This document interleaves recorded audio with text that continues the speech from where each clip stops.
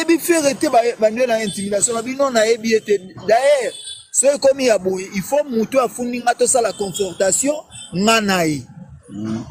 magistrat bimi libanda ke abengi fero ferabi aroya lobby ba avocat oyo orchestre tindela nga ba bisinga pe bon zala calme ba mekyo senga bango ke il faut to songa na client to roya lobby balingité na koti pe na kasho na lali ba sombeli nga ba ji bilo na nga olia et comme il lobby qui la bat ça na tongo na maître gege batika ngaité ba Charlie paka batutu bayaki mais ba on ba noza la mingi libanda et comme ba epé tongo to bandi ko ze la faire to bando ze la faire a commis parquet ba 17h45 ba yo bimisanga na kasho to ba bimisanga kasho pa ba avocat ba bisinga ke ndenge o banai ko loba liboso ko banga te faire aye bozo samba nayi na koti pe na bureau faire azalaki faire afandi na avocat na ye ngai pe na des avocats na ngai to bandi procès magistrat ye moko abandi susu bonjour monsieur Hervé Gola Bataring bonjour bon okangisi monsieur Paka Junior po na nini yabi afinga kinga afingi na leki na ngana mama na nga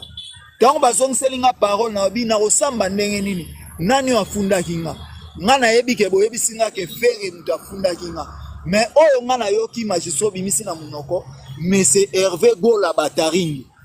mais siko seke muta fundinga eza Hervé Gola po bino boyebi singa fere na munoko na ngai na tikala jamais ko sala émission na loba kombo ya Hervé Gola Bataring ngana lobaka fere na yebi ke ezali griffe ya ba italien Jafra ko fere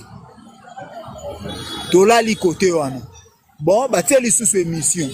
est-ce que ndenge olobaki awa ke alia mutugi Gola ngabino na yebite soki yazalaka na leki kombo gigola mais na monaka matanga ya artiste po za artiste congolais comme na Hervé Gola Bataring na lingaka ye depuis 1995 na yebi leki na ya kufaki kombo na Guy Olungu kombo na Guy Gola te kombo na Guy Olungu magistrat zonge pa feri abi leki na yo wana o akufaki kombo na ezalaki nani faire afandinier moyen zonga pe Guy Olungu ezate afandinier pona oloba boye faire n'est pas intelligent afandinier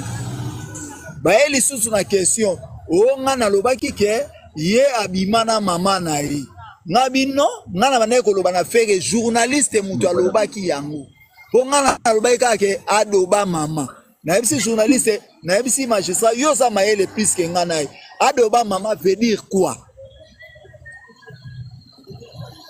ba pesi sous faire parole faire loba non yeso ki asali yango pour réputation na na famille baby yango il fallait normalement akangisa ngai abandana ngapo batu mususu ba répéter lisusu te magistrat zongisenga le bangabi oh ngana na problème na été artiste na mona ka na TV na yebi été mais na yoka kombo na nga deux fois na album na ye et comment qui est pas na ndenge ni magistrat zongeli abi mais c'est faire mais c'est Hervé Gola obwaka garçon oyo na album na yo ndenge ni o ezaka ndeto yembaka tomonaka ba papier nga bise mais ezaka payant nani yango afutela inga po ye abwaka nga po nga na pesa embongo te to ye côté na magistrat déjà ça qui na part na bango pa pesa magistrat $3000 mbongo ba financer pour na ki ne prison et ko ya ke to komi na suka batune dernière parole na ye ya bi dernière parole na ezali l'état asala musala nango batuni nga dernière parole nanga ngabi l'état a osala musala nini pour l'état za musala osala entre nga na yete parce que ya zali monsieur Hervé Bataring Gola Bataring ngai o na lobaka na ye ezali monsieur Ferry ni Gola ezali monsieur Ferry donc na moni loko l'état a osala te magistrat katilika mwana ka bongo alobi na nga IOAT alobi na IOAT to telemi ya kende nga balobi na nga nazonga na kasho ba avocat na ngai batikali wana magistrat bimisi ye nde bakendaki na avocat na ye azongi batikali basoli na ba avocat na nga ba bike to sana besoin mutu na biso azwa liberté akende avocat na magistrat lobi eloko te afandi Yapaka, oui. Excuse pardon s'il vous plaît FM pardon Yapaka. Ouais. Longo la vidéo, tiens normal, longo la vidéo. C'est normal. Komi kila tuni bon nani oyo akangi wono tozana besoin toye baka kila yo bimisa $10 apesi bango babi mutu apporter plainte ezali feregola kila bisinga za calme tokota na kati